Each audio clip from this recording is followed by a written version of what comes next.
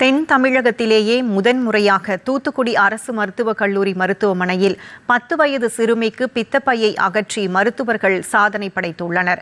புதுக்கோட்டையைச் சேர்ந்த சிறுமி மஞ்சள் காமாலை நோயால் பாதிக்கப்பட்டு உடல்நிலை மோசமடைந்த நிலையில் தூத்துக்குடி அரசு மருத்துவக் கல்லூரி மருத்துவமனையின் அறுவை சிகிச்சை பிரிவில் அனுமதிக்கப்பட்டார்.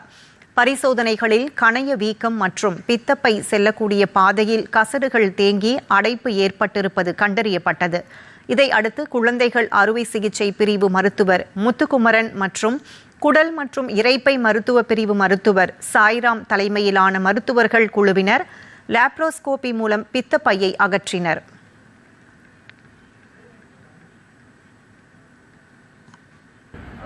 இந்த குழந்தைக்கு பித்தப்பையிலையும் இருந்துச்சு, அது கீழேயும் இருந்துச்சு. ஸோ அதனால் நம்ம லாப்ரோஸ்கோப்பியாக பண்ணோம்.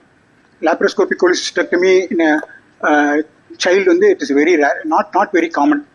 அரௌண்ட் ஒரு 4% ஆஃப் த இதெல்லாம் பண்ணுறாங்க இந்த லேப் கோலி. ஸோ நாங்கள் லேப் கொலிசிஸ்டெக்டமி இப்போ பண்ணியிருக்கோம். இப்போ வந்து சைல்டு நல்லா ஸ்டேபிளாக இருக்குது.